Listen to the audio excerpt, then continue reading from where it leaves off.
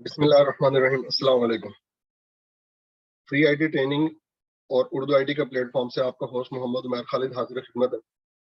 दोस्तों, आज हम लोग डिस्कस करेंगे कि विंडोज 10 के अंदर हाइपर वी के ऊपर अपना आप लैब एनवायरनमेंट कैसे प्रिपेयर कर सकते हो। कि ये जो कोर्स अभी हम लोग कर रहे हैं MCSE Microsoft certified solution expert, इसके अब आप लोगों ने लैब करनी है। इसके लिए आपको क्लाइंट ऑपरेटिंग सिस्टम भी चाहिए और आपको सर्वर ऑपरेटिंग सिस्टम भी चाहिए।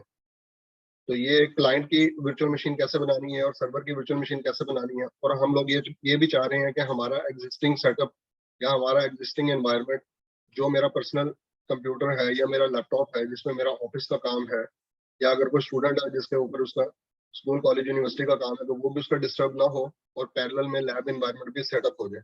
तो आज इंशाल्लाह हम लोग ये चीज़ करके देखेंगे। लास्ट लेक्चर में हम लोगों ने क्लाउड का एक ओवरव्यू लिया था, क्लाउड कंप्यूटिंग और डिस्कस किया था, और हम लोगों ने डिटेल से देखा था कि ऑन प्रीमिसेस सर्वर और क्लाउड सर्वर्स के अंदर क्या डिफरेंस है। क्लाउड के डिफरेंट टाइप्स हम लोगों ने डिस्कस की थी कि पब्लिक क्लाउड, प्राइवेट क्लाउड और हाइब्रिड क्लाउड क्या क्या होता है। और देन क्लाउड के different model, infrastructure as service, platform as service और सॉफ्टवेयर एज सर्विस को हम लोगों ने डिटेल से डिस्कस किया था। तो आज इंशाल्लाह हम लोग जो है दोबारा से, और लास्ट टाइम मैंने आप लोगों को विंडोज 10 के ऊपर हाइपर वी के ऊपर एक वर्चुअल मशीन बनानी भी बताई थी। आज हम लोग दोबारा से अपना वो प्रैक्टिकल करेंगे और दोबारा से हम लोग हाइपर वी के ऊपर जो एक वर्चुअल मशीन बना के देखेंगे। और मैं आप लोगों को पैरेलल में दोनों ऑपरेटिंग सिस्टम शुरू करवाऊंगा, रादर देन के हम लोग टाइम जाया करें क्लाइंट ऑपरेटिंग सिस्टम पे, देन उसके बाद हम सर्वर पे जाएं। मैं पैरेलल में आपको क्लाइंट साइड पे आपको विंडोज 10, विंडोज 11 ये दो चीजें करवाऊंगा, और सर्वर साइड पे जो लेटेस्ट ऑपरेटिंग सिस्टम है माइक्रोसॉफ्ट का, जो सर्वर फैमिली का है, वो विंडोज 2022। तो विंडोज सर्वर 2022 को, विंडोज सर्वर 2019 को और विंडोज सर्वर 2016 को, ये तीनों को हम लोग इंशाल्लाह अपने कोर्स के अंदर डिस्कस करेंगे। और मैं आपको इन तीनों का कंपैरिजन भी बताता रहूंगा कि विंडोज सर्वर 2016 में, 2019 में और 2022 के अंदर जो है वो क्या डिफरेंस है। तो शुरू करते हैं, बिस्मिल्लाह करते हैं हाइपर वी से। कि सबसे पहले कि आप लोगों के पास विंडोज 10 ऑलरेडी इंस्टॉल है आपके लैपटॉप में या डेस्कटॉप में या आपके पर्सनल कंप्यूटर में। अब इसके ऊपर आप लोगों ने लैब एनवायरनमेंट आपने बनाना। तो इसके लिए आप क्या करेंगे, सबसे पहले आप लोग कंट्रोल पैनल के अंदर जाएंगे। डेस्कटॉप पे आपके कंट्रोल पैनल का आइकन है, यहाँ से आप करेंगे ऑल कंट्रोल पैनल आइटम्स को आप विजिबल करेंगे। देन उसके बाद आप लोग प्रोग्राम्स एंड फीचर्स पर क्लिक करेंगे। प्रोग्राम एंड फीचर्स पर क्लिक करने के बाद आप turn Windows feature on end of पर क्लिक करेंगे। और यहाँ पर आप ये हाइपर वी का जो चेक बॉक्स है उसको सिलेक्ट कर देंगे। और मेक श्योर करना है आपने, जब आप इसको सिलेक्ट करें तो इसके अंदर जितने भी चेक बॉक्सेस हैं, ये 4 चेक बॉक्सेस होंगे इसके अंदर फर्दर, जिसके अंदर hyper V management tool, GUI भी और पावर शेल भी है, और हाइपर वी प्लेटफॉर्म जिसके अंदर हाइपरवाइजर भी है और हाइपर वी सर्विसेज भी हैं। ये चारों की 4 चीजें आपके ये सिलेक्ट हो जाए। जब आप ये सारे सिलेक्ट करेंगे, लास्ट में मैंने आपको बताया था कि जो ही आप इसको ओके करोगे तो ये रिस्टार्ट करेगा, कहेगा। तो हम लोगों ने अपने सिस्टम को रिस्टार्ट कर लिया। रिस्टार्ट होने के बाद आपने इसको फाइंड कैसे करना है, आप सिंपल यहाँ पे सर्च के अंदर लिखोगे हाइपर वी। यहाँ पे आप माइक्रोसॉफ्ट हाइपर वी टाइप करें तो ये यहाँ पर आ जाएगा हाइपर वी मैनेजर। आपने इसे राइट क्लिक करके पिन टू टास्क बार किया और पिन टू स्टार्ट किया। जब मैंने इसको पिन टू टास्क बार किया तो ये नीचे मेरे टास्क बार पे आ गया। अभी टास्क बार पे मुझे हाइपर वी जो है ये विजिबल है मेरे लिए। और देखेंगे प्रोग्राम मेन्यू में भी मुझे नजर आ रहा है, ये स्टार्ट मेन्यू में भी नजर आ रहा है। तो चाहे आप स्टार्ट मेन्यू से खोल लें, चाहे आप सेट से खोल लें, चाहे आप टास्क बार से खोल लें, ये हाइपरवाइजर यहाँ पर नजर आ रहा है आप लोगों को। अच्छा, मैंने आप लोगों को बताया था कि बाज केसेस के अंदर कुछ स्टूडेंट्स के लिए यह पॉसिबिलिटी है कि जब वो ये खोलें तो उन्हें यहाँ पर कुछ भी ना दिखाई दे रहा हो। अगर आपके साथ भी इस तरह का इंसिडेंट हुआ कि आप लोगों ने हाइपरवाइजर इंस्टॉल किया और उसके बाद आगे कुछ भी नहीं दिखा रहा, तो ये राइट साइड पे एक्शन पैन के अंदर कनेक्ट टू सर्वर आ रहा है। कनेक्ट टू सर्वर करने के बाद आप लोकल कंप्यूटर करेंगे और ओके करेंगे, तो जो आपकी अपनी मशीन है, जिस मशीन पे आप लोग अभी बैठे हुए हो, जो आप लोगों का पीसी है, डेस्कटॉप है, लैपटॉप है, उसका नाम यहाँ पे ये दिखाना शुरू कर देगा। तो अभी मेरे मशीन का नाम जो है डेस्कटॉप 6C04H0। तो जो भी मेरे मशीन का नाम है वो नाम, मशीन का नाम यहाँ पर दिखा रहा है। अच्छा, अब आपने इसके अंदर वर्चुअल मशीन बनानी है। तो वर्चुअल मशीन बनाने के लिए आप एक्शन पैन इसको ओपन करोगे। एक्शन पैन में किसको कह रहा हूँ, बिल्कुल हेल्प के नीचे वाला जो बटन है आप इस पर क्लिक करोगे तो एक्शन पैन आपका विजिबल हो जाएगा। एक्शन पैन के अंदर आगे आपने राइट पे आपने न्यू पे क्लिक किया। और वर्चुअल मशीन पर क्लिक किया। न्यू पे क्लिक करने के बाद वर्चुअल मशीन पे आप क्लिक करेंगे तो आपके पास एक जो है विजार्ड जो है वो चलना शुरू हो जाएगा। ये विजार्ड क्या करेगा, आप लोगों को वर्चुअल मशीन क्रिएट करने के अंदर आप लोगों को हेल्प करेगा। वर्चुअल मशीन होती क्या चीज़ है कि जिस तरह आप लोगों का फिजिकल कंप्यूटर होता है, बिल्कुल इस तरह का एक आप लोगों के पास वर्चुअल कंप्यूटर होता है। मतलब आप अपने एक ऑपरेटिंग सिस्टम के अंदर हाइपरवाइजर का रोल इंस्टॉल करके, हाइपरवाइजर के लेयर ऐड करके, हाइपर वी मैनेजर के जरिए से मल्टीपल वर्चुअल मशीन बना सकते हो और डिफरेंट टाइप के ऑपरेटिंग सिस्टम का आप जो है एक्सपीरियंस कर सकते हो। R&D के अंदर भी हम लोग यूज करते हैं। हम लोगों ने कोई रिसर्च का काम करना है, कोई डेवलपमेंट करनी है, अपना कोई लैब एनवायरनमेंट सेटअप करना है, बल्कि अब तो प्रोडक्शन एनवायरनमेंट के अंदर भी सारा का सारा काम जो है वर्चुअल मशीन्स के ऊपर ही हो रहा है। क्लाउड के ऊपर जितने भी हम लोगों के सर्वर्स पड़े होते हैं वो सारे के सारे वर्चुअलाइज होते हैं। ठीक है। अच्छा, हम लोगों ने वर्चुअल मशीन बनानी है तो यहाँ से हम लोग नेक्स्ट पर क्लिक करेंगे। अच्छा, मैं अगर फिनिश पे क्लिक करूंगा तो वर्चुअल मशीन फिर भी बन जाएगी और ये डिफॉल्ट वैल्यूज के साथ बन जाएगी। लेकिन मैं कस्टम वर्चुअल मशीन क्रिएट करना चाह रहा हूँ, खुद से मैं उसको प्रोसेसर असाइन करना चाह रहा हूँ, खुद से अपनी मर्जी से मैं उसको रैम असाइन करना चाह रहा हूँ और खुद से मैं डिसाइड करना चाह रहा हूँ कि उसके हार्ड ड्राइव का साइज क्या रखना है, ऑपरेटिंग सिस्टम कहाँ से इंस्टॉल करना है। तो उसके लिए मैं यहाँ से नेक्स्ट पे क्लिक करूंगा। नेक्स्ट पे क्लिक करने के बाद आप लोगों ने जो वर्चुअल मशीन बनानी है किस चीज के लिए बनानी है, फॉर एग्जाम्पल मैंने वर्चुअल मशीन बनानी है विंडोज 10 के लिए, उसको मैंने नाम दिया विंडोज 10। विंडोज 10 नाम मैंने इसका मशीन का दिया। इस मशीन के कंटेंट्स को कहाँ पर स्टोर करना है, जो वर्चुअल मशीन मेरी बनेगी, एक वर्चुअल कंप्यूटर मेरा क्रिएट होगा, ये कहाँ पर स्टोर हो। बाय डिफॉल्ट ये सी प्रोग्राम डेटा के अंदर उसको स्टोर करता है। आपने ब्राउज करके यहाँ से इसका पाथ चेंज कर देना। तो हमारे पास ई ड्राइव के अंदर जो है, अगर मेरे पास, मैंने आपको बताया था लास्ट टाइम भी कि हम लोग एक वीएम्स का फोल्डर बना लेंगे, या वीएम्स का फोल्डर बना लें, या फिर जो है आप लोग अपना जो सर्टिफिकेशन आप लोग कर रहे हो, जो भी ट्रैक आप लोग कर रहे हो, चाहे आप लोग एमसीसी कर रहे हो, चाहे आप लोग पीएनसी कर रहे हो, या आप अपना लैब एनवायरनमेंट के नाम से या लैब सेटअप के नाम से, मतलब ये आपकी अपनी मैनेजमेंट, आपने अपनी सहूलत के लिए जो है इसका कोई भी नाम आपने रखना है। हम लोग फॉर एग्जांपल वीएम्स के नाम से एक नया फोल्डर बना लेते हैं ई ड्राइव के ऊपर। तो मुझे पता होगा कि मेरी जो वर्चुअल मशीन है वो सारी की सारी इसके अंदर पड़ी हुई है। वीएम्स का फोल्डर मैंने बनाया, वीएम्स का फोल्डर को मैंने ब्राउज किया, ई ड्राइव के अंदर आए और वीएम्स के फोल्डर के अंदर आए। इसके अंदर फर्दर फिर मैं एक और फोल्डर बनाता हूँ विंडोज 10 के नाम से। मतलब मैं डेटे को सेग्रीगेट करके रखना चाह रहा हूँ कि ताकि मुझे पता हो कि विंडोज 10 की फाइलें कहाँ पर पड़ी हैं, विंडोज 2016 सर्वर की फाइल्स कहाँ पर पड़ी हैं, विंडोज 2019 सर्वर्स की फाइल्स कहाँ पर पड़ी हैं और विंडोज 11 की फाइल्स कहाँ पर पड़ी हैं। मतलब ये आपकी अपनी मैनेजमेंट है, जैसे आप लोगों को इजी लगता है, जैसे आपको आपकी सहूलत है। मैंने अभी सिलेक्ट की इसकी लोकेशन मशीन की E drive VMs Windows 10, next किया उसको। अब ये पूछ रहा है कि आपने जनरेशन 1 की वर्चुअल मशीन बनानी है या जनरेशन 2 की वर्चुअल मशीन बनानी है। अच्छा, जनरेशन 1 जो है ये आपके 32 बिट ऑपरेटिंग सिस्टम को सपोर्ट करता है, जबकि जनरेशन 2 के अंदर सिर्फ 64 बिट ऑपरेटिंग सिस्टम ही आप इंस्टॉल कर सकते हो। और जो अगर आपके पास जो है हाइपरवाइजर का ओल्ड वर्जन है आपके एनवायरनमेंट के अंदर, या विंडोज 10 के अलावा आपके पास for example Windows 2012 R2 server आपके पास चल रहा है, या पुराना एनवायरनमेंट आपके पास लेगेसी एनवायरनमेंट है, उसके साथ आपने कंपेटेबिलिटी अगर आपको चाहिए तो फिर बेहतर है कि आप जनरेशन 1 की आप वर्चुअल मशीन बनाओ। जनरेशन 2 की वर्चुअल मशीन के अंदर जो है वो जो एडवांस फीचर्स हैं, like UEFI stand for unified extensible firmware interface. ये जो है ना, बायोस की आप रिप्लेसमेंट कह लें या एनहांस वर्जन कह लें, ये लेटर ऑन इंशाल्लाह हम लोग डिस्कस करेंगे इस चीज को, कि ऑपरेटिंग सिस्टम के जितने नए फीचर्स हैं या टेक्नोलॉजी के जितने ही कह लेंगे जी लेटेस्ट अडॉप्टेशन पे अगर आप जाना चाह रहे हो तो फिर आप जनरेशन 2 पे जो है ना उसकी वर्चुअल मशीन बनाएंगे। फॉर द टाइमिंग मैं फिलहाल जनरेशन 1 की ही वर्चुअल मशीन बना रहा हूँ। अच्छा, फिर दोनों जनरेशन की अपनी कुछ लिमिटेशंस भी हैं। जनरेशन 1 के अंदर नॉर्मली जो हम लोग हार्ड डिस्क टाइप होती है वो एमबीआर हम लोग रखते हैं, मास्टर बूट रिकॉर्ड जो है, और जो मैक्सिमम ड्राइव का साइज होता है वो 2 टेराबाइट होता है। जबकि जनरेशन 2 के अंदर जो है आप लोग जो है जीपीटी फाइल सिस्टम आप लोग जो है सॉरी जीपीटी जो है आप अपने हार्ड ड्राइव का जो है वो टाइप वो सिलेक्ट करते हो, और जो मैक्सिमम अप टू 64 टेराबाइट तक जो है ना आप हार्ड ड्राइव उसमें क्रिएट कर सकते हो।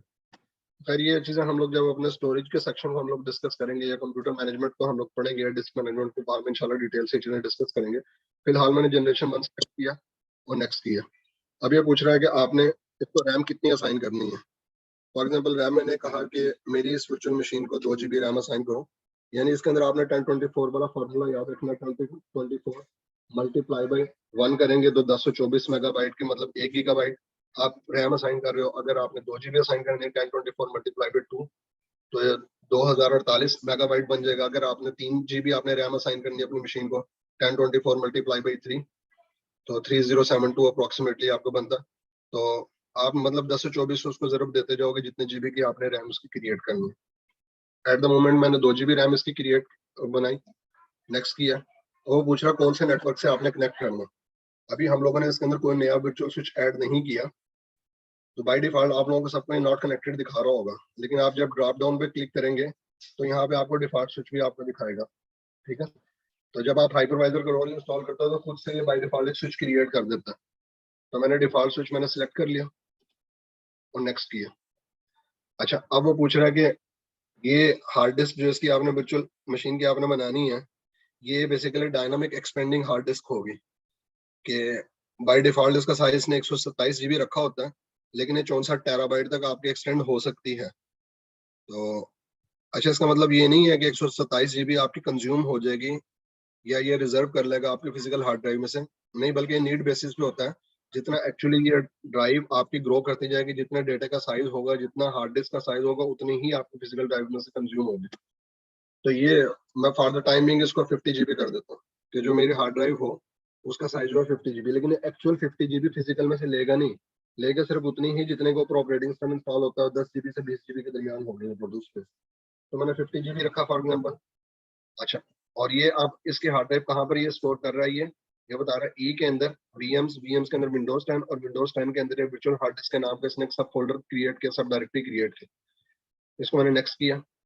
अच्छा, अब यहाँ पर आपके पास जो मल्टीपल ऑप्शन है, install an operating system later, कि आपने ऑपरेटिंग सिस्टम को बाद में इंस्टॉल करना है, या फिर install an operating system from A bootable CD और DVD रोम, कि अगर आपके पास कंप्यूटर के अंदर जिस कंप्यूटर पे आप अभी बैठे हुए हो। अच्छा, मैंने आप लोगों को लास्ट टाइम एक और टर्मिनोलॉजी बताई थी कि जिस फिजिकल कंप्यूटर के ऊपर, जिस पीसी पे, जिस लैपटॉप पे आप लोग ये हाइपरवाइजर इंस्टॉल करोगे, उस लैपटॉप को, उस पीसी को हम लोग कहते हैं होस्ट। और इसके अंदर बनने वाली जितनी भी वर्चुअल मशीन होंगी उन वर्चुअल मशीन को हम लोग कहेंगे गेस्ट। अभी हम इसके अंदर एक गेस्ट वीएम बना रहे हैं। ये विंडोज 10 है मेरे पास होस्ट के ऊपर भी इंस्टॉल है, और विंडोज 10 ही मैं इसके गेस्ट वर्चुअल मशीन के अंदर मैं इंस्टॉल करने की कोशिश कर रहा हूँ। अच्छा, install an operating system from bootable CD या DVD रोम, कि आप अपने फिजिकल ड्राइव के अंदर जो भी आपके पास ऑप्टिकल डिस्क ड्राइव लगी हुई है उसके अंदर अगर आप इंसर्ट करोगे CD और ये वहां से ऑपरेटिंग सिस्टम इंस्टॉल करेगा। तीसरा सबसे आसान तरीका ये है कि आप जो ISO इमेज फाइल आप माइक्रोसॉफ्ट के जो है ना ट्रायल वेरिएंट जहाँ से डाउनलोड किए जाते हैं, तो मैंने आप लोगों को ग्रुप के अंदर मैंने वो पेस्ट भी किया, उसका लिंक मैं चैट में भी दोबारा से पेस्ट कर देता हूँ। तो आप लोगों ने ये मैं चैट के अंदर उसका लिंक भी आपको पेस्ट कर रहा हूँ। ये यहाँ से आप लोग जो है सारे के सारे ट्रायल जो है वो डाउनलोड कर सकते हैं। विंडोज सर्वर 2022 का भी, विंडोज सर्वर 2019 का भी, और डिफरेंट टाइप का ऑपरेटिंग सिस्टम जो है ना, विंडोज सर्वर 2016 180 दिन के लिए, मतलब 6 महीने के लिए माइक्रोसॉफ्ट ट्रायल देता है। तो आप यहाँ से कोई भी ट्रायल जो है वो डाउनलोड कर सकते हो, भले वो विंडोज 2016 सर्वर हो या 2019 हो या 2022 हो। तो हम लोगों ने ऑलरेडी इसका इमेज हम लोगों ने डाउनलोड किया होगा। मैंने ब्राउज पे क्लिक किया और जहाँ कहीं भी मेरे लैपटॉप के अंदर ISO इमेज पड़े हुए, मैंने ई ड्राइव के ऊपर एक ISO के नाम का एक फोल्डर बना के रखा हुआ है जिसमें मैंने अपने सारे के सारे ISO जो है मैंने प्लेस किए हुए हैं। तो ISO फोल्डर को मैंने सेलेक्ट किया, कौन सा ऑपरेटिंग सिस्टम इंस्टॉल करना चाह रहा हूँ मैं। फॉर एग्जाम्पल मैं विंडोज 10 इंस्टॉल करना चाह रहा हूँ। विंडोज 10 के ISO को मैंने सेलेक्ट किया, नेक्स्ट पे क्लिक किया। अभी वो मुझे समरी बता रहा है कि विंडोज 10 की जनरेशन 1 की वर्चुअल मशीन बनाई जा रही है, और जिसको हम लोगों ने 2 GB रैम असाइन किया और डिफॉल्ट नेटवर्क स्विच से इसको कनेक्ट किया। और उसकी हार्ड ड्राइव जो इसकी BHDX होगी, वर्चुअल हार्ड ड्राइव की जो लोकेशन होगी वो भी बता रहा है कि ई ड्राइव के अंदर, और ऑपरेटिंग सिस्टम हम ISO इमेज से इंस्टॉल कर। फिनिश पे क्लिक किया। अब ये थोड़ी देर लगाएगा और ये वर्चुअल मशीन मेरी बन जाएगी। अच्छा, वर्चुअल मशीन मेरी बन चुकी है। अब मैं इसके प्रोसेसर्स की तादाद कम या ज्यादा करना चाह रहा हूँ, या मैं इसके हार्डवेयर कॉन्फ़िगरेशन चेंज करना चाह रहा हूँ। सिंपल इस VM जो अभी मैंने क्रिएट की, इस पर राइट क्लिक किया और सेटिंग्स पे गया। सेटिंग पे जाके, अच्छा, ये यहाँ पे प्रोसेसर 1 दिखा रहा है, प्रोसेसर 1 के बजाय मैंने 2 कर दिया। अच्छा, मेरी जो ये मशीन अभी फिजिकल मशीन है, चूंकि इसमें मल्टीपल प्रोसेसर हैं, तो लिहाजा मैं वर्चुअल मशीन को भी मल्टीपल प्रोसेसर असाइन कर सकता हूँ। तो मैंने उसको कर दिया कि उसको फॉर एग्जाम्पल 2 वर्चुअल प्रोसेसर आप असाइन कर दो। ये आप 2 भी कर सकते हैं, 4 भी कर सकते हैं, 8 भी कर सकते हैं, डिपेंड्स अपॉन कि आपके फिजिकल मशीन के पास कितने प्रोसेसर कोर्स हैं। ठीक है, मतलब हम इसकी कोई किसी भी किस्म की हार्डवेयर कॉन्फ़िगरेशन जो है वो यहाँ से जाके चेंज कर सकते हैं। उसको मैंने अप्लाई किया, ओके किया। अब मैंने इस मशीन को राइट क्लिक किया और मैंने कनेक्ट पे क्लिक किया। ये वर्चुअल मशीन मेरी कनेक्ट हो गई है। जिस तरीके से हम अपने लैपटॉप का या डेस्कटॉप का पावर ऑन का बटन दबाते हैं, बिल्कुल इसी तरह से पावर ऑन का बटन यहाँ पर बना होगा। आप इस पर क्लिक करें, या फिर जो सेंटर में ब्लैक स्क्रीन के स्टार्ट का बटन है, आप इस पर क्लिक करें तो ये मशीन टर्न ऑन हो जाएगी, मतलब ये पावर ऑन हो जाएगी।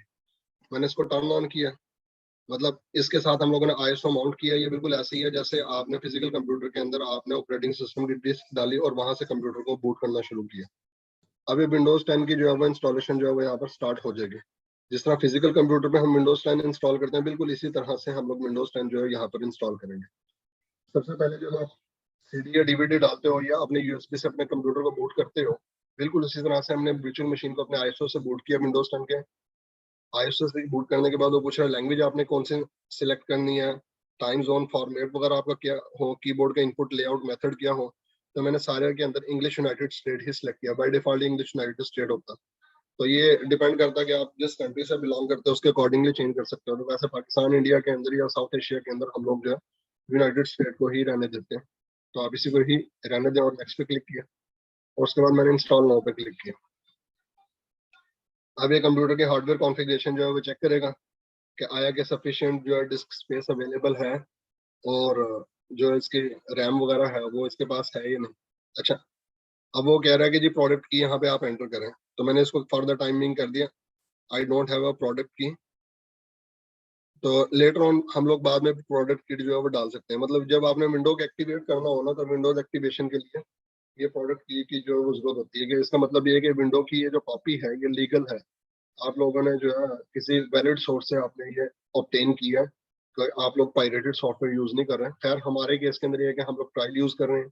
तो लेटर ऑन जब हम लोग एक्टिवेशन मेथड्स को डिस्कस करेंगे, तो वहां पे मैं आप लोगों को बताऊंगा कितनी तरह की एक्टिवेशन होती है, उसको कैसे एक्टिवेट किया जाता है। अच्छा, अभी मेरे पास ये जो मीडिया था, आईएसओ मीडिया विंडोज 10 का, ये some sort of all in one है। ऑल इन वन का मतलब ये है कि इसके मल्टीपल एडिशंस हैं। अब वो पूछ रहा है कि विंडोज का कौन सा फ्लेवर आप इंस्टॉल करना चाह रहे हो। विंडोज 10 होम करना चाह रहे हो, होम एन करना चाह रहे हो, होम सिंगल लैंग्वेज करना चाह रहे हो, एजुकेशन करना चाह रहे हो, एजुकेशन एन करना चाह रहे हो। तो मैंने यहाँ से सिलेक्ट किया, मैं विंडोज 10 प्रोफेशनल एडिशन इंस्टॉल करना चाह रहा हूँ। विंडोज 10 प्रो मैंने सेलेक्ट किया और नेक्स्ट पे क्लिक किया।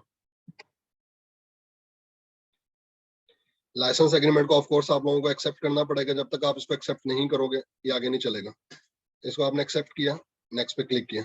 अच्छा, वो पूछ रहा है upgrade install Windows and keep file settings and application.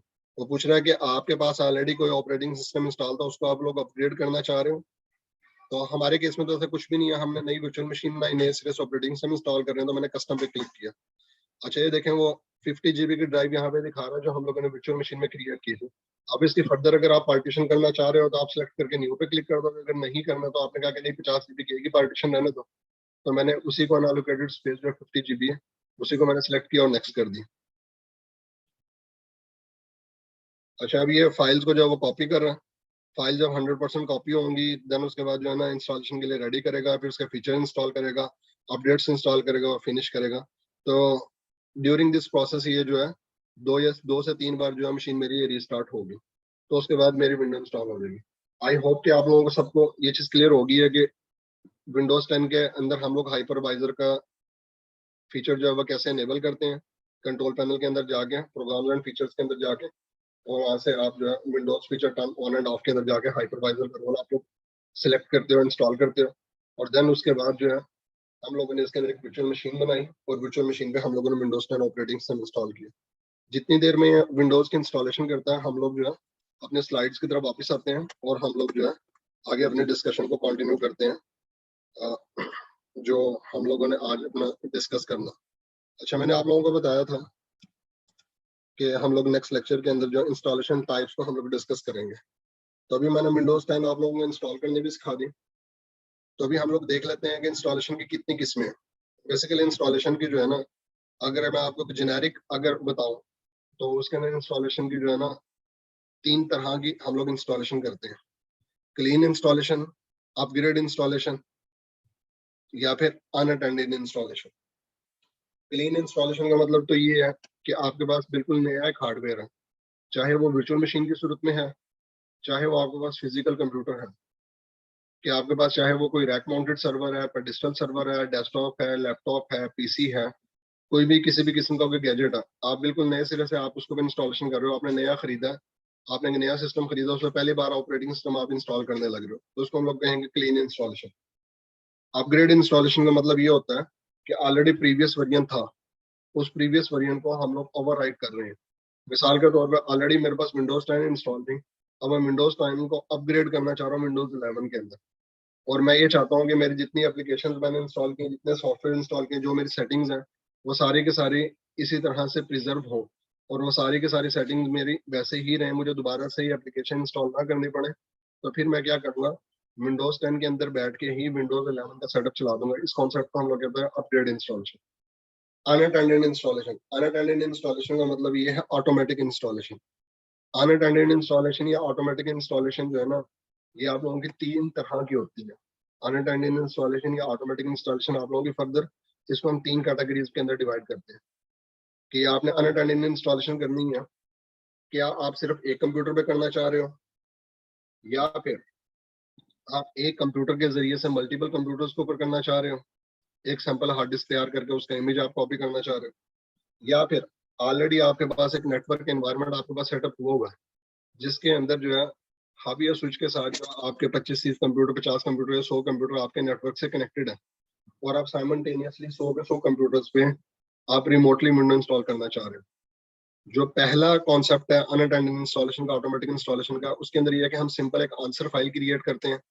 तो जो अभी आपने स्टेप्स देखे कि जब हम लोगों ने इसको बूट किया आईएसओ से, तो उसने पूछा लैंग्वेज आपने कौन सी सिलेक्ट करनी है, कीबोर्ड लेआउट कौन सी सिलेक्ट करनी है, ठीक है, फॉर्मेट क्या रखना है, तो हम लोगों ने इंग्लिश यूनाइटेड स्टेट किया। देन उसके बाद उसने पूछा कि विंडो कहाँ पे इंस्टॉल करनी है, सी ड्राइव पे करनी है या डी ड्राइव पे करनी है। लाइसेंस एग्रीमेंट को हम लोगों ने एक्सेप्ट किया, सीडी की उसने पूछी, फिलहाल हम लोगों ने उसको स्किप कर दिया। तो इस तरह के सवालों के जवाब जो है हम लोग पहले से एक आंसर फाइल बना के उसके अंदर सवालों के जवाब हम लोग लिख देते हैं, और जब कंप्यूटर का इंस्टॉलेशन शुरू करते हैं तो हम उस फाइल का पाथ बता देते हैं। ये कॉन्सेप्ट जो आप लोगों का कहलाता है अनअटेंडेड इंस्टॉलेशन या ऑटोमेटिक इंस्टॉलेशन। मिसाल के तौर पर आपको आपके टीचर ने कोई असाइनमेंट दी है, अभी आप असाइनमेंट करने के लिए अपने सिस्टम पे आके बैठे हो, तो पता लगा कि आपके सिस्टम की विंडो ही करप्ट हुई हुई है। अब अगर आप विंडोज इंस्टॉल करने लगते हो तो उसके अंदर आपका खासा टाइम उसके अंदर आपका कंज्यूम होगा।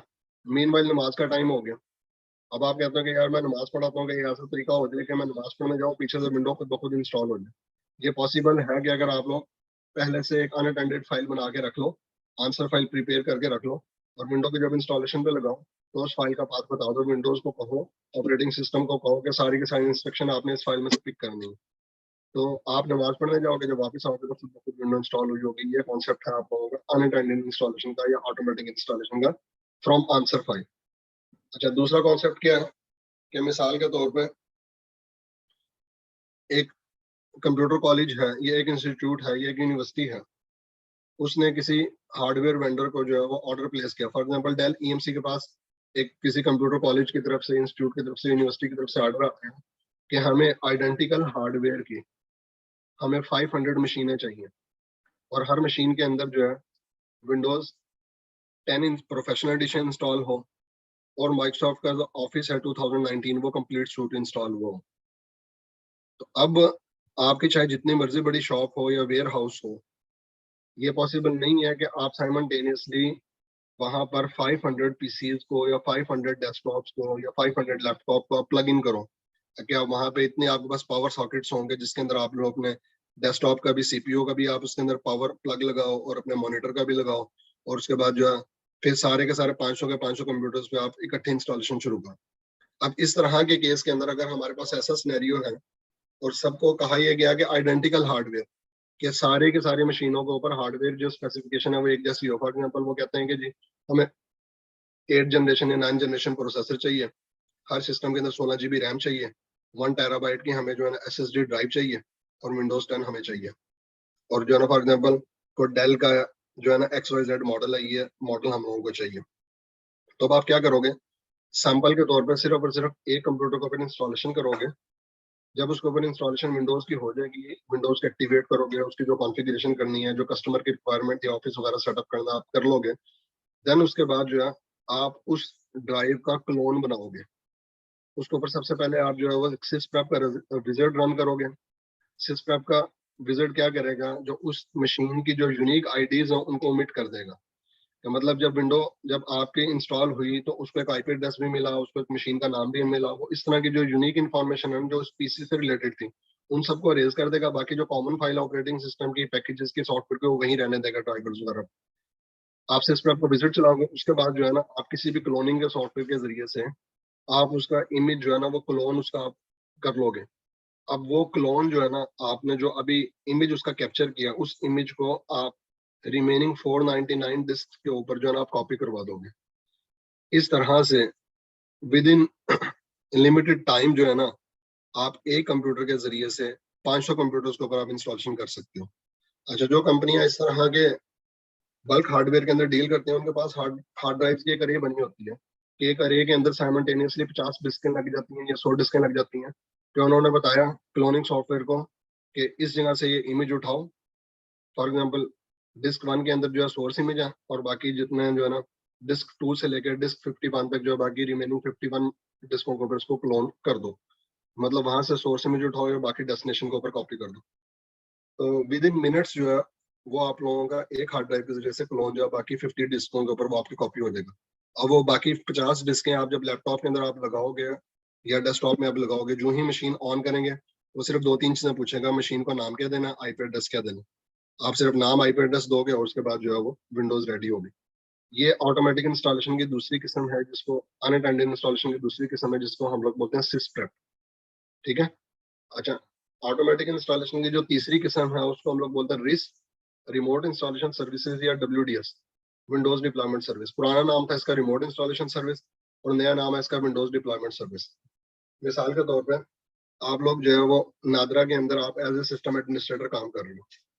वेरी नेक्स्ट वर्किंग डे में किसी हाई ऑफिशियल का वहां पर विजिट है और उन्होंने वहां पर किसी नादरा की किसी नई प्रोडक्ट का जो है ना इनॉग्रेशन करनी है। अनफॉर्चुनेटली आज की डेट में ये हुआ कि कोई सवेरे किस्म का वायरस का अटैक हुआ और आपके 100 जितने टर्मिनल से जितनी आपकी जो मशीनें थी जो नेटवर्क से कनेक्टेड थी, सारी के सारी वाइप हो गई। सारी के सारे कंप्यूटर्स की विंडोज आपकी उड़ गई है। अब एक ऑप्शन तो ये है कि आपके पास 100 कंप्यूटर हैं, आप अपने जो है 2 4 5 7 दोस्तों को आप बुलाओगे और कहोगे कि यार मैं मुसीबत में फंस गया हूँ, कल जो है वो हमारा बॉस आ रहा है और एक जो ओपनिंग सेरेमनी हो रही है और आज मेरे कंप्यूटर की विंडो ही उड़ गई हुई है सारे के सारे सिस्टम्स की, तो मुझे हेल्प आउट करो और विंडो इंस्टॉल करनी है हमने। तो क्या करोगे, आप 100 सीडियां या डीवीडीज लोगे या 100 यूएसबी लोगे कि हर एक कंप्यूटर को यूएसबी से बूट करो या हर एक कंप्यूटर को डीवीडी से बूट करो और उसके बाद सारे कंप्यूटर्स को ऊपर बारी बारी इंस्टॉलेशन चलाओ? नहीं, प्रैक्टिकल एनवायरनमेंट में हम लोग ऐसा नहीं करते। आप क्या करोगे, आप अकेले सिस्टम एडमिन हो, आप ही की रिस्पॉन्सिबिलिटी है कि 100 के 100 कंप्यूटर्स को आपने रेडी करना। तो उसके लिए आप क्या करोगे कि आप सिर्फ और सिर्फ एक कंप्यूटर के ऊपर आप जो है वो विंडो इंस्टॉल करोगे। एक कंप्यूटर के ऊपर आप विंडो इंस्टॉल करोगे और उसके बाद, और ये विंडो कौन सी इंस्टॉल करोगे, आप क्लाइंट ऑपरेटिंग सिस्टम नहीं बल्कि सर्वर ऑपरेटिंग सिस्टम इंस्टॉल करोगे। चाहे विंडोज 2016 सर्वर हो या 2019 सर्वर हो या 2022 सर्वर हो, कोई भी सर्वर एडिशन आप इंस्टॉल करोगे। उसके बाद उसके ऊपर एक्टिव डायरेक्टरी का रोल इंस्टॉल करोगे, डीएनएस का रोल इंस्टॉल करोगे और फिर उसके बाद विंडोज डिप्लॉयमेंट सर्विसेज कॉन्फ़िगर करोगे। ये सारा काम करने के अंदर हार्डली आपको कोई 2 घंटे आपको लगेंगे। अप्रोक्सीमेटली 1.5 से 2 घंटे में आप अपना ये सारा सेटअप कर लोगे। देन उसके बाद आपके जितने 100 कंप्यूटर्स हैं, 100 क्लाइंट मशीन है, उन सबको आप करोगे बूट फ्रॉम नेटवर्क। आपके कंप्यूटर्स के अंदर जो है वो एक ऑप्शन होती है बूट फ्रॉम हार्ड डिस्क या बूट फ्रॉम सीडी रोम या बूट फ्रॉम यूएसबी या बूट फ्रॉम नेटवर्क। तो आप सारे के सारे कंप्यूटर्स को क्या करोगे, बूट फ्रॉम नेटवर्क। वो सारे के सारे कंप्यूटर नेटवर्क से बूट करेंगे, साइमल्टेनियसली सर्वर से कनेक्ट करेंगे और with in 30 minute 30 to 40 minutes वो आपके सारे के सारे कंप्यूटर्स के ऊपर आपके विंडो इंस्टॉल हो जाएगी। एक सोर्स के जरिए से, एक मशीन के जरिए से 100 के 100 कंप्यूटर्स पे। ये टोटल सारी एक्सरसाइज में हार्डली आपको 3 से 4 घंटे लेंगे। मतलब 2 घंटे आपने सर्वर को रेडी करने में किया और आप 1-1.5 घंटा सारे सेटअप के इंस्टॉलेशन और सारी फाइनल कॉन्फ़िगरेशन के दौरान लगा लो। तो मतलब अब आपको 8-10 इंजीनियर्स की भी जरूरत नहीं पड़ी, आपको मल्टीपल यूएसबीज भी नहीं लेनी पड़ी, आपको साइमल्टेनियसली जो है मल्टीपल डीवीडीज की भी जरूरत नहीं पड़ी। सिर्फ एक सर्वर के जरिए से 100 कंप्यूटर पे आपने इंस्टॉलेशन कर ली, ये कॉन्सेप्ट आपका कहलाता है रिमोट इंस्टॉलेशन सर्विसेज या विंडोज डिप्लॉयमेंट सर्विस। तो हम लोगों ने 3 तरह की इंस्टॉलेशन डिस्कस की है, क्लीन इंस्टॉलेशन, अपग्रेड इंस्टॉलेशन या ऑटोमेटिक इंस्टॉलेशन। आज जो हम लोग करके देख रहे हैं वो हम लोग क्लीन इंस्टॉलेशन हम लोग करके देख रहे हैं। जी यहाँ तक क्लियर? अच्छा, जब क्लीन इंस्टॉलेशन हम लोग करते हैं तो क्लीन इंस्टॉलेशन के अंदर जो है वो ये पूछता है कि आपने क्लीन इंस्टॉलेशन आपने कहाँ पर करनी है, install Windows 10 on a new partition या replace an existing operating system on a partition, कि ऑलरेडी वहां पे ऑपरेटिंग सिस्टम इंस्टॉल हुआ उसको आप रिप्लेस करना चाह रहे हो। अच्छा, अपग्रेड के अंदर क्या होता है, replace an existing version of Windows with Windows 10, के मतलब मिसाल के तौर पर आपके पास जो है विंडोज 10 की कोई पुरानी बिल्ड थी, उसके ऊपर आपने विंडोज 10 का नया ऑपरेटिंग सिस्टम आपने ओवरराइट करवा दिया, नई बिल्ड, या फिर विंडोज 10 ऑलरेडी थी, अब आपने उसको अपग्रेड कर दिया विंडोज 11 से, तो जो नई फंक्शनलिटी होंगे वो ओवरराइड कर देंगे, आपको एप्लीकेशन और सॉफ्टवेयर वगैरह दोबारा इंस्टॉल नहीं करने पड़ेंगे। अच्छा, यहाँ पे एक और कैटेगरी को भी डिस्कस कर रहा हूँ, माइग्रेशन। माइग्रेशन भी जो है ना होती क्लीन इंस्टॉलेशन ही है। अब सिनेरियो आपका ये है कि आप ये चाह रहे हो कि आपने करनी तो क्लीन इंस्टॉलेशन है, लेकिन जो यूजर का डेटा है या आपका अपना डेटा पड़ा होगा, वो डेटा आपका जो है ना वाइप ना हो, वो डेटा जो है ना आपने प्रिजर्व करना है। तो हम क्या करते हैं, अपने एग्जिस्टिंग डेटा का हम लोग बैकअप ले लेते हैं, उसके बाद हम क्लीन इंस्टॉलेशन करते हैं और देन उसके बाद हम लोग बैकअप को रिस्टोर कर लेते हैं। तो ये कॉन्सेप्ट जो है ना आप लोगों का माइग्रेशन का, move files and settings from an older operating system to Windows 10, कि आपका कोई पुराना ऑपरेटिंग सिस्टम है लाइक विंडोज 8 है, विंडोज 8 से विंडोज 10 पे आपने मूव करना है, माइग्रेट करना है डेटा को, या विंडोज 10 से विंडोज 11 पे करना है, कि जितना यूजर का डेटा जो एप्लीकेशन है आप ये चाह रहे हो क्लीन इंस्टॉलेशन, लेकिन यूजर का डेटा, यूजर की सेटिंग, यूजर की फाइल जो है वहां से आपने नए ऑपरेटिंग सिस्टम पे शिफ्ट करनी है। तो ये कॉन्सेप्ट आप लोगों का कहलाता है माइग्रेशन का। ठीक है, ये माइग्रेशन जो है ना साइड बाय साइड होती है, मतलब वाइप होती है, वाइप एंड लोड का कॉन्सेप्ट भी है, साइड बाय साइड ये वाइप एंड लोड भी इसको कहते हैं। क्या आप अपनी सी ड्राइव को बिल्कुल फॉर्मेट कर दोगे, क्लीन कर दोगे, डेटा का ऑलरेडी आपने बैकअप लिया होगा और उसके बाद आप उसको उधर से नए ऑपरेटिंग सिस्टम में आप शिफ्ट कर दोगे। अच्छा, ये चीज आप लोगों को बिल्कुल क्लियर होनी चाहिए कि अपग्रेड के अंदर और माइग्रेट के अंदर फर्क क्या है। अपग्रेड जो है डज नॉट रिक्वायर द री इंस्टॉलेशन ऑफ एप्लीकेशन। जब आप अपग्रेड करते हो ना, एप्लीकेशन दोबारा से इंस्टॉल करने की जरूरत नहीं है। मिसाल के तौर पे विंडोज 10 को अपग्रेड कर रहे हैं विंडोज 11 के अंदर, तो आपने विंडोज 10 पे ऑलरेडी ऑफिस 2019 इंस्टॉल किया हुआ था, अब दोबारा से विंडोज 11 में 2019 ऑफिस इंस्टॉल करने की जरूरत नहीं है। ये कॉन्सेप्ट कौन सा, अपग्रेड का। Does not require additional storage space, कि इसके लिए आपको बहुत ज्यादा एडिशनल स्टोरेज स्पेस की जरूरत नहीं है। बस नए ऑपरेटिंग सिस्टम की जो नई फाइल है उन्होंने जितना स्पेस लेनी है बस वो थोड़ी सी स्पेस आपको चाहिए, बहुत ज्यादा एक्स्ट्रा आपको स्पेस की जरूरत नहीं है। Does not require replace, it does not require replacing existing computer hardware. इसके अंदर आपको हार्डवेयर भी चेंज नहीं करना पड़ता, कि आपके पास फॉर एग्जाम्पल डेल एक्सपीएस आपके पास लैपटॉप है, या आपके पास जो है फॉर एग्जाम्पल लिनोवो का थिंक पैड आप लोगों के पास जनरेशन 10 का, या फॉर एग्जाम्पल आपके पास T48 480 आपके पास मशीन है, कोई भी मशीन है, या आपके पास Asus का कोई जो है Zen बुक है आपके पास, या कोई भी लैपटॉप है, आप ये चाह रहे हो कि बस विंडोज का नया वेरिएंट आया उसको हम लोग रिप्लेस करते हैं पुराने ऑपरेटिंग सिस्टम से और उसको ओवरराइट करवा दें। जो अपग्रेड का कॉन्सेप्ट है वो बेसिकली ओवरराइट का कॉन्सेप्ट है, is the recommended solution in home और स्मॉल ऑफिस सिनेरियो। और अपग्रेड हमेशा जो है ना रिकमेंडेड सोल्यूशन होता है कि आपने अपने घर के पीसी को, लैपटॉप को, डेस्कटॉप को अगर आप लोगों ने नए लेटेस्ट ऑपरेटिंग सिस्टम से रिप्लेस करना है, या आपके पास स्मॉल ऑफिस का सिनेरियो, वहां पे हम लोग अपग्रेड करते हैं। माइग्रेट का मतलब क्या, माइग्रेट किसको कहते हैं, रिक्वायर अ री इंस्टॉलेशन ऑफ एप्लीकेशन। कि माइग्रेट जब भी करोगे बेसिकली वो क्लीन इंस्टॉलेशन होती है, उसमें एप्लीकेशन डेफिनेटली आपको दोबारा इंस्टॉल करनी पड़ेगी। भले आपने जो है वो यूजर के डेटा को प्रिजर्व कर लिया, जो यूजर के डॉक्यूमेंट थे, जो पिक्चर्स थी, जो मूवीज थी, जो डाउनलोड्स थे, वो आपने जो है फेवरेट्स की जो वेबसाइट्स वगैरह थी वो आपने उसका बैकअप तो ले लिया था, लेकिन अब नई विंडो इंस्टॉल की है आपने, फ्रेश विंडो इंस्टॉल की, विंडोज 10 है या विंडोज 11 है, अब उसके बाद जो है आप दोबारा से सारी के सारे एप्लीकेशन इंस्टॉल करोगे और फिर उसके बाद बैकअप को रिस्टोर करोगे। ठीक है, typically require more storage space. Migrate के अंदर डेफिनेटली, क्योंकि आपने पहले डेटा का बैकअप लेना, फिर आप वाइप करोगे, क्लीन इंस्टॉलेशन करोगे और फिर बैकअप को रिस्टोर करोगे, एज कम्पेयर टू अपग्रेड इसके अंदर आपको ऑलमोस्ट डबल स्पेस की आपको जरूरत होती है।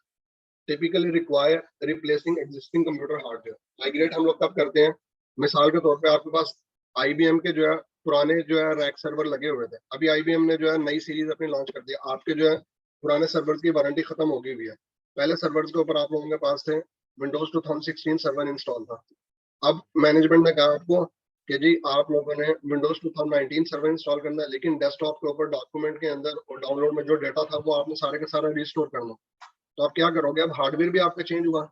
आईबीएम के पुराने सर्वर आप आईबीएम के नए सर्वर से, फॉर एग्जांपल आईबीएम के रैक माउंटेड सर्वर थे, अब आईबीएम के ब्लेड चेसिस है आपके पास। पुराने हार्डवेयर से नए हार्डवेयर पे शिफ्ट कर रहे हो, नए सिरे से विंडो इंस्टॉल करोगे, नया लेटेस्ट ऑपरेटिंग सिस्टम इंस्टॉल किया, उसके बाद बैकअप के जरिए से यूजर की सेटिंग और डेटा रिस्टोर कर दोगे। Is the recommended solution to achieve a standardised environment in a large enterprise scenario.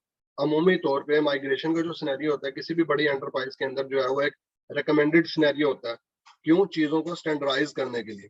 तो आई होप कि अपग्रेड को और माइग्रेट का कॉन्सेप्ट आप लोगों को क्लियर होगा। जी अपग्रेड और माइग्रेट आप लोगों का क्लियर है। जी जी। अच्छा, अभी हम लोग चलते हैं वापस अपने वीएम की तरफ। आई होप कि उसने इंस्टॉलेशन कर ली होगी। अच्छा, वो रीबूट होके आ गया था। रीबूट होने के बाद जो है वो let's start with the region. वो पूछ रहा है आपका रीजन कौन सा है, तो यहाँ से आप अपना जो भी आपका कंट्री रीजन आप यहाँ से वो सिलेक्ट कर देंगे। तो मैं इस वक्त जो है यूनाइटेड अरब एमिरेट्स के अंदर हूँ, तो यहाँ से मैं अपना यूनाइटेड अरब एमिरेट्स में सिलेक्ट करूंगा। नेक्स्ट पे क्लिक किया और with in a few moments जो है मेरा ऑपरेटिंग सिस्टम फाइनलाइज होगा। वो पूछ रहा है कीबोर्ड की लेआउट, मैंने कहा यूएस इंग्लिश ही रहने दो। अच्छा, वो पूछ रहा है want to add second keyboard layout, आपने एडिशनल कीबोर्ड को इंस्टॉल करना है, मैंने कहा नहीं। आप अगर रैबी के उर्दू इंस्टॉल करना चाहो तो साथ में रैबी के उर्दू कीबोर्ड आप कर सकते हो। ठीक है, आप ये उसको जो है कुछ नेटवर्क कॉन्फ़िगरेशन वगैरह को फाइनलाइज कर रहे हैं और विद इन फ्यू मिनट्स जो है आपका ऑपरेटिंग सिस्टम रेडी हो जाएगा। तो आज हम लोगों ने क्या देखा है, दोबारा से हम लोगों ने हाइपर वी का फीचर इंस्टॉल करके एक नई हम लोगों ने मशीन बनाई, किसकी, विंडोज 10 की। और देन उसके बाद जो है उसके ऊपर हम लोगों ने विंडोज 10 की क्लीन इंस्टॉलेशन की है। और जब इंस्टॉलेशन हो रही थी तो मीनवाइल हम लोगों ने डिफरेंट टाइप इंस्टॉलेशन को डिस्कस किया कि क्लीन इंस्टॉलेशन क्या होती है, अपग्रेड इंस्टॉलेशन क्या होती है, अनअटेंडेड इंस्टॉलेशन क्या होती है, अपग्रेड के अंदर और माइग्रेशन के अंदर जो है फर्क क्या है। आई होप यहाँ तक सब लोगों को क्लियर होगा। ठीक है। अच्छा, जिन लोगों ने तवज्जो से नहीं देखा था उनके लिए ये है कि मैं एक बार दोबारा से बता देता हूँ। अच्छा, अब ये पूछ रहा है कि आपने जो पर्सनल यूज के लिए इसको आपने रखना है सिस्टम को, या आपने जो है किसी ऑर्गेनाइजेशन के साथ आपने इसको यूज करना है। इसके अंदर फर्क क्या है कि अगर आप इसको ऑफिस के लिए या घर के लिए यूज कर रहे हो, खैर ये बाद में भी ये काम जो है वो किए जा सकते हैं। फॉर द टाइमिंग अगर इसको मैंने पर्सनल यूज के लिए रखा है तो लेटर ऑन इसको मैं अपनी कंपनी के जो ऑर्गेनाइजेशन के साथ इसको डोमेन में ज्वाइन करा सकता हूँ। तो जब हम लोग वो चीजें डिस्कस करेंगे तो वो पूछ रहे हैं लेट्स ऐड एन अकाउंट, कि यहाँ पे आप जो है ना अपना कोई अकाउंट जो है वो ऐड कर सकते हो। तो क्रिएट अकाउंट भी कर सकते हैं, साइन विद सिक्योरिटी की कर सकते हैं। मैंने फॉर एग्जांपल इसको कहा कि create account.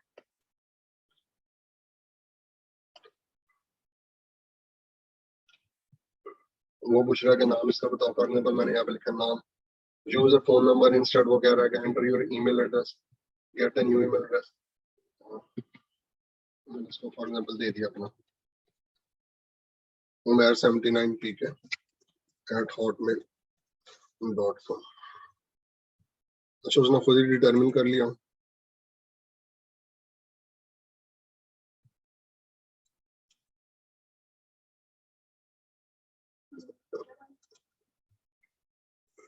Gate a new email address, phone number बल्कि मैं कर देता हूँ यहाँ पे।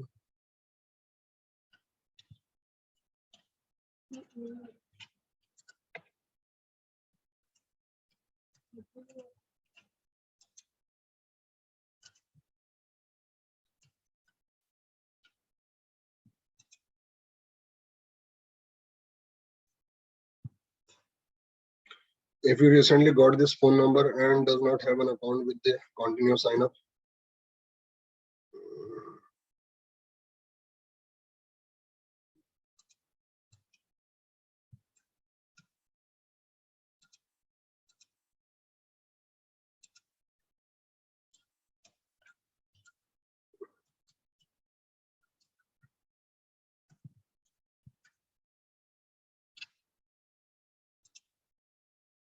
कह रही है अकाउंट भी ऑलरेडी है।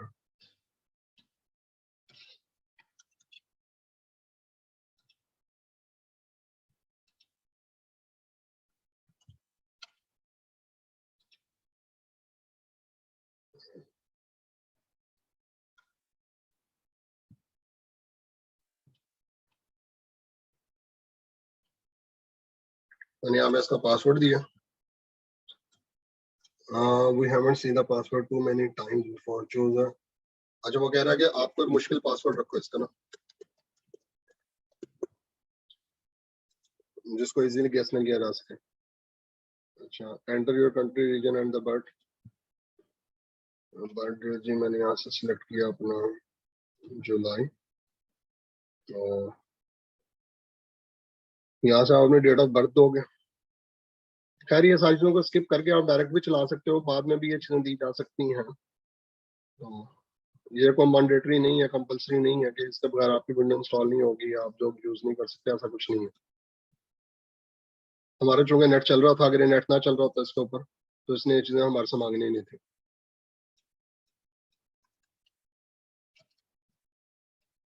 मैं डायरेक्ट यहाँ पे टाइप कर देता हूँ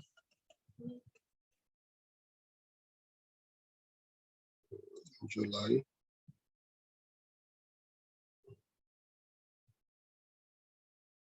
24।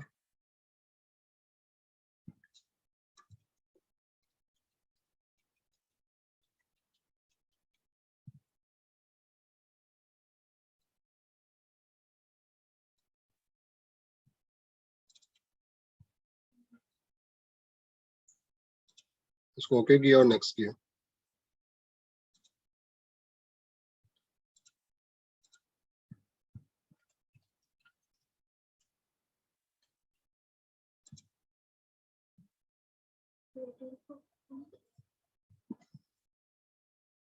ठीक है जी, ये फाइनलाइज करेगा और ये हमारी जो है विंडो ये सेटअप होगी भी।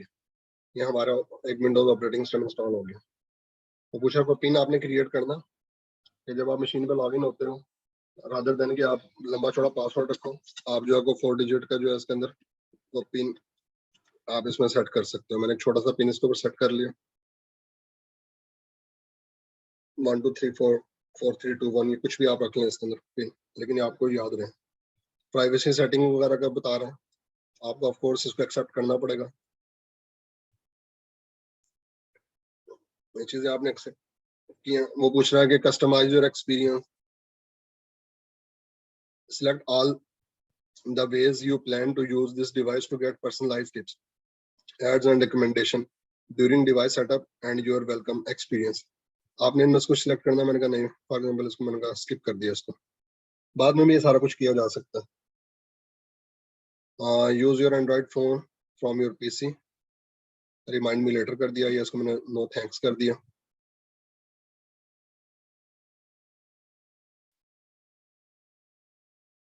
अच्छा, जो सारा कुछ मुझे करना पड़ रहा है ना, इसके बजाय अगर मैं एक अनअटेंडेड फाइल बना के रख लूं और इंस्टॉलेशन के दौरान मैं उस फाइल का पाथ बता दूं, तो जितनी चीजें इसने मेरे से डिमांड की हैं ये कुछ भी नहीं पूछेगा। Backup your file with the one drive, अगर आपने वन ड्राइव के ऊपर आपने कुछ स्टोर किया हुआ है तो वो वहां से यहाँ लेके आना। Only save the file this PC, मैंने कहा कि सिर्फ इस के ये साथ में आपको वन ड्राइव भी सेटअप करेगा, और वन ड्राइव से आप जो है ना ये इसका बैकअप वन ड्राइव पे ले सकते हो, वन ड्राइव से फाइल यहाँ पे लेके आ सकते हो।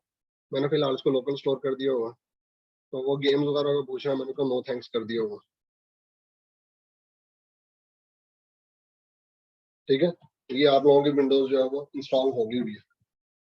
अच्छा, ये तो हम लोगों ने अभी विंडोज इंस्टॉल करके देखी, कौन से विंडोज 10 हम लोगों ने क्लाइंट ऑपरेटिंग सिस्टम इंस्टॉल किया। आप लोगों का ऑपरेटिंग सिस्टम जो है ना दो तरह का होता है, कि आपने क्लाइंट मशीन के ऊपर इंस्टॉल करना है या आपने इसको सर्वर बनाना है, जिसके जरिए से आपने सर्विसेज प्रोवाइड करनी है। तो हम लोगों ने एक विंडोज 10 की जो है वो क्लाइंट मशीन बनाई। मीनवाइल जो है हम लोग एक सर्वर मशीन भी बना के देख लेते हैं। न्यू वर्चुअल मशीन, अगेन मैं बता रहा हूँ कि वर्चुअल मशीन आपने कैसे बनानी है। जिन लोगों ने नहीं देखा, नहीं तो जो कि दोबारा से देख लें। आप इस पर राइट क्लिक करोगे, न्यू वर्चुअल मशीन पे क्लिक किया, या टास्क पैन के अंदर आ गया, न्यू पे क्लिक किया, नेक्स्ट किया। मशीन को क्या नाम देना, फॉर एग्जाम्पल किस मकसद के लिए बना रहे हैं, अपनी ईज के लिए मैंने इसका नाम रखा विंडोज सर्वर 2022, कि मैं विंडोज सर्वर 2022 की मशीन बनाना चाह रहा हूँ। कहाँ पे स्टोर करना, ब्राउज पे क्लिक किया और मैंने पाथ बता दिया कि जी वी ड्राइव के अंदर जो, फॉर एग्जाम्पल मेरे पास वीएम्स का फोल्डर है, वी ड्राइव वीएम्स,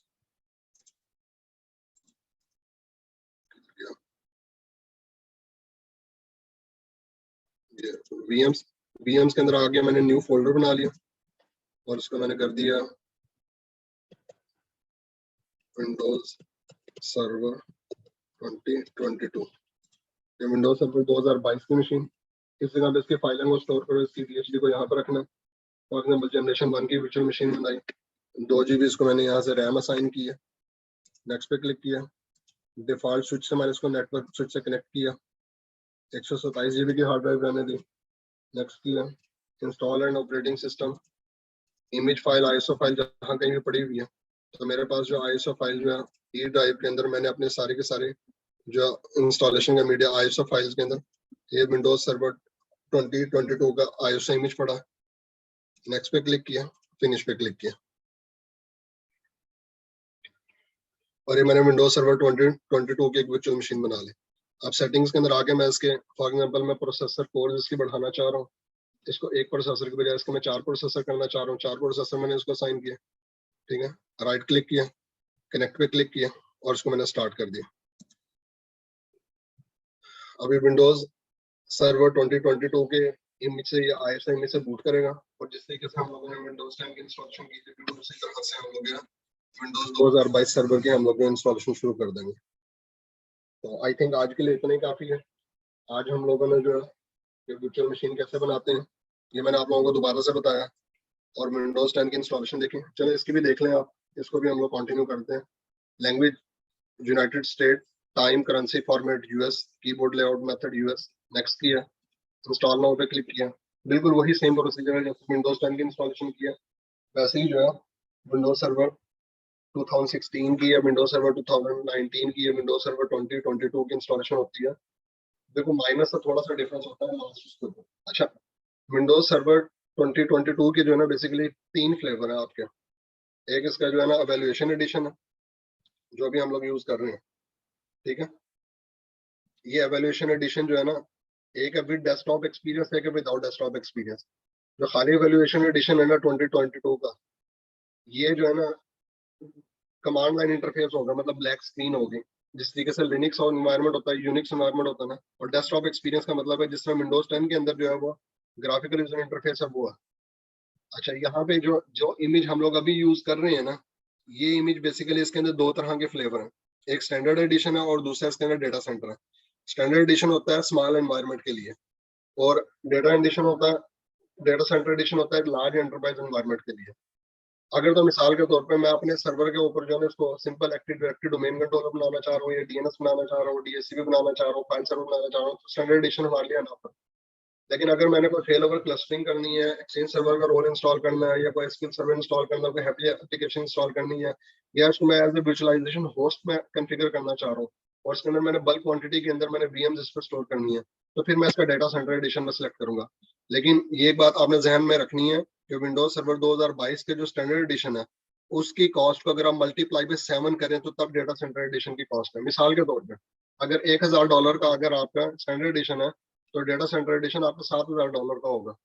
अच्छा, स्टैंडर्ड एडिशन के अंदर भी हम लोग 14 VMs बना सकते हैं कि अगर मैंने उसको अपने होस्ट ऑपरेटिंग सिस्टम पे इंस्टॉल किया है, अपने फिजिकल हार्डवेयर पे, लैपटॉप पे, या मैंने पेडिस्टल सर्वर पे या रैक माउंटेड सर्वर पे या ब्लेड चीज पे कहीं पे इंस्टॉल किया सर्वर को, तो इसके अंदर मैं 14 VMs बना सकता हूँ मैं स्टैंडर्ड एडिशन के अंदर भी। तो 14 VMs बहुत है।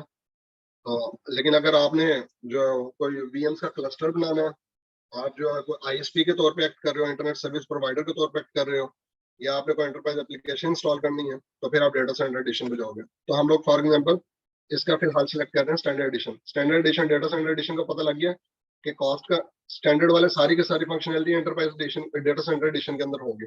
अच्छा, पहले जब विंडोज सर्वर के जो पुराने वेरिएंट थे ना, 2008 था, 2008 R2 था सर्वर, या 2012 फैमिली थी, उसके अंदर स्टैंडर्ड, स्टैंडर्ड के बाद एंटरप्राइज होता था, एंटरप्राइज के बाद डेटा सेंटर होता था। लेकिन विंडोज 2016 से ऑनवर्ड जो है माइक्रोसॉफ्ट ने एंटरप्राइज एडिशन ओमिट कर दिया। अब पहला जो छोटा एडिशन होता है उसको स्टैंडर्ड बोलते हैं, और स्टैंडर्ड के बाद वाला जो होता है उसको डेटा सेंटर बोलते हैं। तो विंडोज सर्वर 2016 में, 2019 में, 2022 के अंदर या स्टैंडर्ड एडिशन है या फिर आप लोगों का डेटा सेंटर एडिशन है, दरमियान में एंटरप्राइज एडिशन कोई नहीं है। और दूसरी चीज ये है कि 2016, 2019, 2022 के अंदर जो है ये सिंपल स्टैंडर्ड एडिशन होता है, या सिंपल डेटा सेंटर एडिशन होता है, या फिर standard edition with desktop experience, या data centre edition with desktop experience. जो सिंपल होगा उसके अंदर कमांड लाइन इंटरफेस होगा, जो डेस्कटॉप एक्सपीरियंस होगा उसके अंदर जिस तरह विंडोज 10 का या विंडोज 11 का इंटरफेस होता है ना, client interface, graphical user interface, उस तरह का इंटरफेस होगा। तो मैंने इसको स्टैंडर्ड एडिशन डेस्कटॉप एक्सपीरियंस के साथ किया, नेक्स्ट किया। लाइसेंस एग्रीमेंट ऑफ कोर्स मुझे एक्सेप्ट करना पड़ेगा, नेक्स्ट किया। कस्टम क्लीन किया, 127 जीबी की एक ही पार्टीशन। अगर आपने मल्टीपल पार्टीशन बनानी है तो मैं यहाँ से न्यू पे क्लिक करूंगा और आपने जितनी पार्टीशन बनानी है, फॉर एग्जाम्पल मैं इसके सी और डी दो रखना चाह रहा हूँ, तो सी मैंने कितनी जीबी की बनानी है, डी मैंने कितनी जीबी की बनानी है। मिसाल के तौर पर मैं 40 जीबी की इसकी सी ड्राइव बनाना चाह रहा हूँ, तो मैं यहाँ पे 4096 लिख दूंगा, ठीक है। तो ये इतने की बना देगा। लेकिन अगर आपने इतने की नहीं बनानी है, सपोज मैं इसके 8 जीबी की बनाना चाह रहा हूँ, तो 1024 का मल्टीप्लाई करें 8 से, और अगर आपने 80 जीबी की बनानी है, 1024 को मल्टीप्लाई करें आप 80 के साथ। ये यहाँ पे मैं आपको करके भी दिखा देता हूँ, 1024 मल्टीप्लाई बाई 80, तो ये कितना बना, 81920। तो यहाँ में लिख दें 81920। तो अप्रोक्सीमेटली 80 जीबी की मैंने कहा कि जी इसकी पार्टीशन बना दो, ठीक है। 80 जीबी की एक पार्टीशन बना के, ठीक है। अच्छा, मैंने 80 जीबी की बनाई, उसने 100 MB इसमें से रिजर्व कर लिया। ये बेसिकली सिस्टम पार्टीशन के लिए होते हैं, जिसके ऊपर इसकी बूट फाइलें रखता है। तो लेटर ऑन इंशाल्लाह जब हम लोग इसका जो है वो बूट मैनेजर वगैरह को डिस्कस करेंगे, तो वहां पे मैं आपको बताऊंगा कि बूट फाइलें जो है वो इसकी कितनी तरह की होती हैं। तो फिलहाल मैंने उसको ये सी ड्राइव को मैंने सेलेक्ट किया, नेक्स्ट पे क्लिक किया। अब ये फाइलें कॉपी करेगा, गेट रेडी करेगा, फीचर इंस्टॉल करेगा, अपडेट करेगा और फिनिश करेगा। जैसे हम लोगों के विंडोज 10 इंस्टॉल हुई, बिल्कुल वैसे ही ये विंडोज सर्वर 2022 के हम लोग इंस्टॉलेशन हो गए। तो आज हम लोगों ने एक क्लाइंट की मशीन बनाई है और एक हम लोगों ने सर्वर की मशीन बनाई है। लेटर ऑन फिर हम लोग जो है इनकी बेसिक कॉन्फ़िगरेशन करेंगे और फिर ग्रेजुअली मैं आपको बताऊंगा कि हम लोग क्लाइंट को सर्वर के आपस में कैसे कम्युनिकेशन करवा सकते हैं। जी, यहाँ पे क्लियर है? विंडोज 10 की आपको मैंने एक मशीन बना के दिखाई, विंडोज सर्वर 2022 की एक मशीन बना के दिखाई, और ऑलरेडी मैंने एक विंडोज 11 की बनाई हुई थी। तो कल इंशाल्लाह हम लोग जो है ना इसको 11 को भी थोड़ा सा हम टच करेंगे, डिस्कस करेंगे कि 10 और 11 के अंदर क्या डिफरेंस है। ठीक है जी, मिलते हैं इंशाल्लाह फिर कल। तो उस वक्त तक के लिए जी अल्लाह हाफिज।